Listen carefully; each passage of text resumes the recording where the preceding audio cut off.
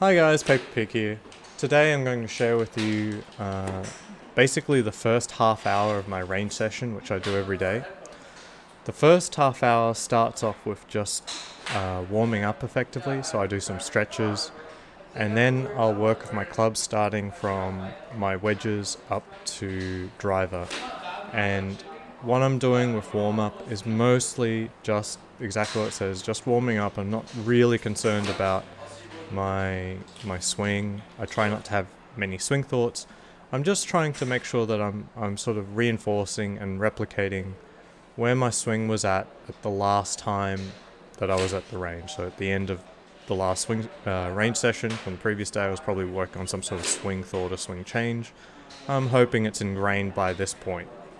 And if it isn't, then I'm get prepared to shoot it. So what I do is I do the warm-up, then I turn the camera on, then I start working from wedges up to driver with the camera on. And that's what you're seeing here.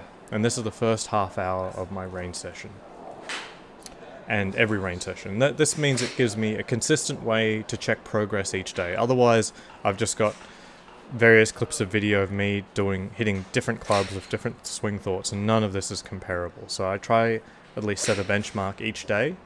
And perhaps it's a bit of a confidence builder too, so I'm not trying to do too much of these swings, and if I hit them well, then that's a bit of a confidence boost. I've started including a little bit more of the pre-shot routine, like what I'm doing, which at the moment I'm very inconsistent with regards to how I take my grip, how much of a waggle I do. I'm certainly not doing practice swings. I don't really want to do like lots of practice swings on the golf course.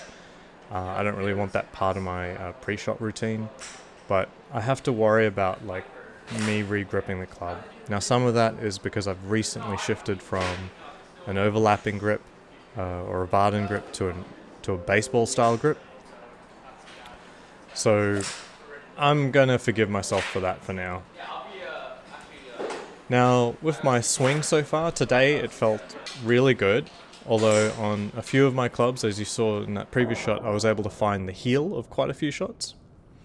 And in terms of workflow, I typically used an app called Kinoveo, Kinoveo, Kinoveo, something like that. And this is an app that's good for swing analysis and, well, any type of sports analysis. However, I find that the performance is quite slow, and since I'm doing all of this stuff in Premiere anyway, I'm going to do more of my analysis by Premiere. It's not an ideal tool for it, like I'm not going to get angles and stuff like that, but then again, I'm trying to get to scratch. I'm not going to be getting to +5, and even professionals have very weird swings, so people can see that every day. I mean, Bubba Watson has a crazy swing, and I do mean crazy as in mind-blowing. Like, there's obviously nothing wrong with his swing. It's just as unconventional as hell, and you can see that in real time, even though it's swinging at like 130 miles per hour. You can definitely see what my swing is doing at, my sub 100 mile per hour swing at the moment. So you can see here, this one's slightly over the top. It's definitely moving right to left, but it doesn't work out too badly. So that's what I'm finding now. Overall, things are relatively straight. The wildest shots tend to be the ones that are not coming off the face correctly, so I've either skied it or it's coming out of the low heel. You can see on this one I did reasonably okay, I think. So if I put these lines up between my shoulder, I stay under that plane. Yes, thank you, Ben Hogan. I read your 5 lessons on golf, so I do recommend that book. Absolutely recommend that book.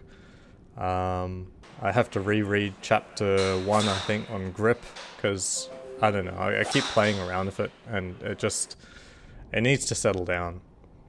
Now, you can see here that the overswing on my drive is pretty big.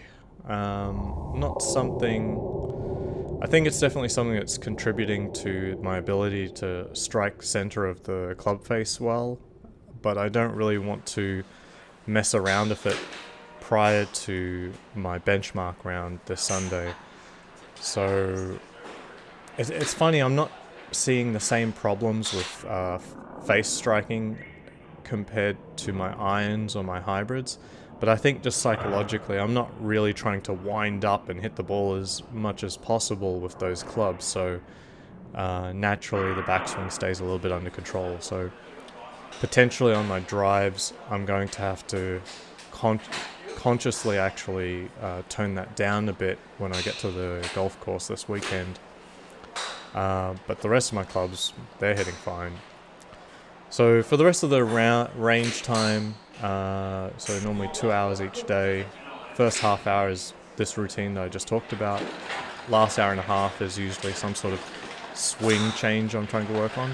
But since it's the end of the month, I'm trying to set a benchmark.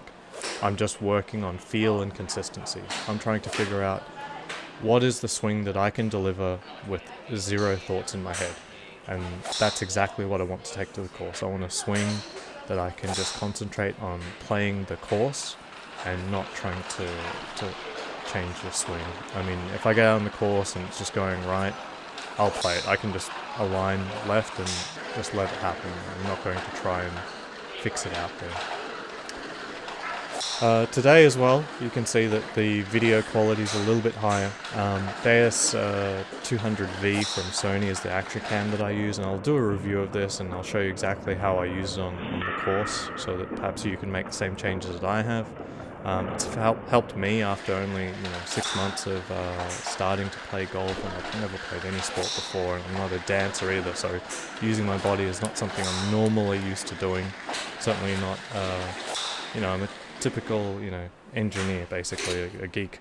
I play video games mainly.